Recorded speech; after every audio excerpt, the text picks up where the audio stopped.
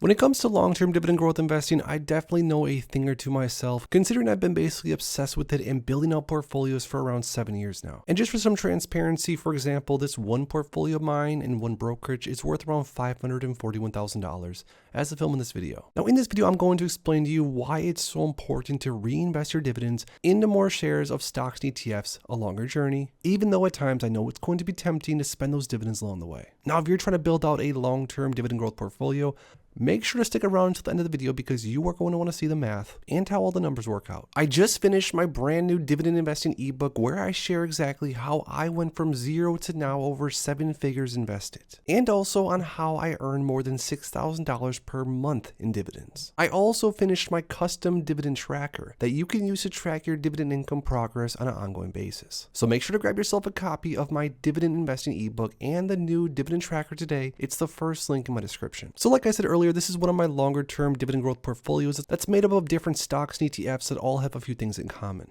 Now, all these different positions in this portfolio all pay dividends as of right now, and hopefully most of them are going to be paying more and more in dividends over time. Now, for this specific portfolio, I started it years and years and years ago. I'm currently 31 years old, and I've reinvested basically every single dividend I was paid from every single last one of these stocks or ETFs over the past almost 7 years now. And what's pretty crazy is that at this point, this portfolio is not paying small dividends anymore like it did years back when I first got started.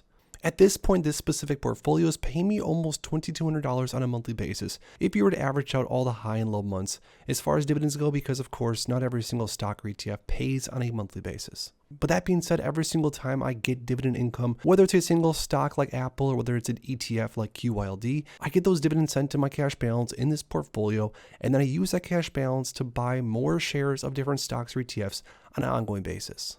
Now, just to give you an idea of what some of those dividends look like specifically, here's an actual look at how much I get paid from just realty income as of right now in this portfolio on a monthly basis. And what's pretty cool in 2023, you can see that at the beginning of last year, I was only getting around $142 on a monthly basis from realty income. But over time, as I continue to get paid out dividends within this portfolio from different stocks or ETFs, I focused last year a lot on building out my realty income position. So you can see by month number 2, I was already up to $144 per month and then $157.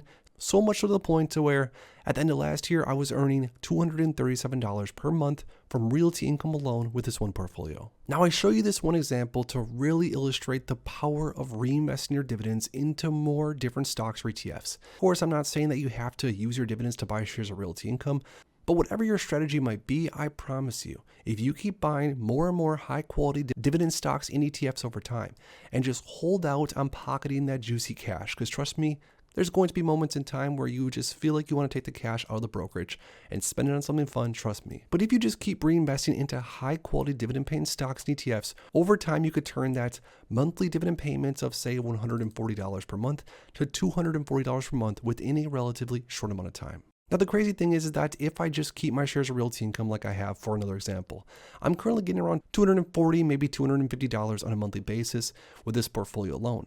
Now, if I would have never bought another share of realty income early last year, I would still be stuck at $140, which again, I'm not saying is bad by any means, but you can see right here, because of my discipline and because of my constant buys over the last year, now I'm sitting at a point to where my dividend income is that much higher forever.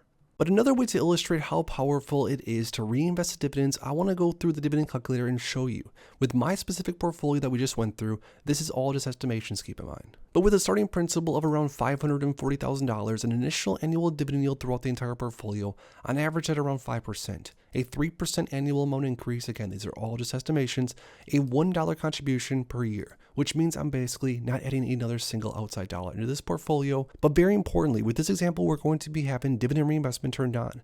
All the dividends paid ongoingly from this portfolio are going to be reinvested into more shares of different stocks and ETFs ongoingly.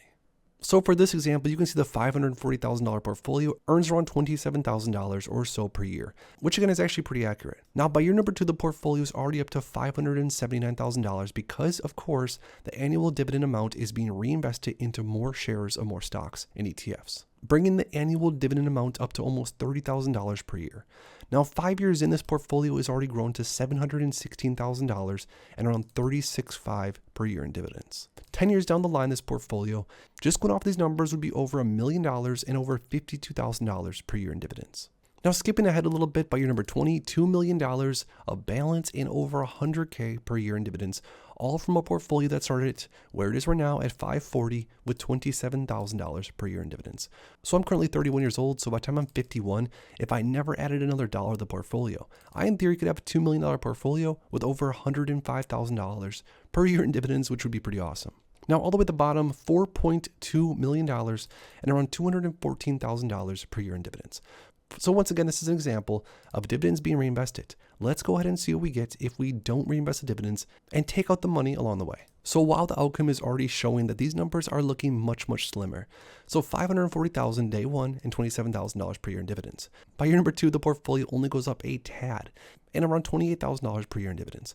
Now, as you can see here, the annual dividend amount increase goes up by maybe $1,000 or less a year, which again still isn't horrible because of the dividend amount increases, but really you're not allowing the portfolio to utilize the power of compounding by reinvesting those dividends into more stocks and ETFs. So much so to the point to where this portfolio would be over $1 million in 22 years, which is way, way longer than what we would see on the flip side. Now, you guys remember that the portfolio with dividends reinvested would be over $4 million in theory, and that's 30 years down the line. Now, 30 years down the line, only $1.2 million, which again, I'm not saying that's horrible. That's still pretty impressive, but just seeing what you could turn the portfolio into versus what it would be like if you spent the dividends along the way.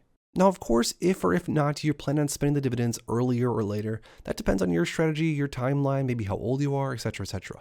And I'm not saying that it's necessarily bad to spend the dividends along the way. If you want to buy into high quality assets and use the dividends to pay for bills, to travel, whatever it might be, by all means, go ahead and do so. But the math is the math, and as we see right here, with dividends reinvestment being turned on over the long term, we're seeing a massive amount of growth as far as principal and annual dividend income, which is going to be substantially higher than that if you were to spend the dividends along the way. So I really hope this gives all of you long-term dividend growth investors a little bit better of an idea of what it looks like if you are willing to put in the work and stay disciplined and reinvest your dividends long-term into the future, because I promise you, especially when you hit a certain point, you are really going to start to feel the power of compounding take off. Now, like I sort of mentioned earlier, if your specific goal is to get to a point to where your dividend income can pay for, let's say, one vacation per year, or let's say you want to get your dividend income to a point to where it can cover your cell phone bill. Maybe even over time, get your dividend income to a point to where it can cover your entire mortgage or your rental payment. Either way, I personally do not have any problem at all utilizing your dividend income and spending some of it along the way.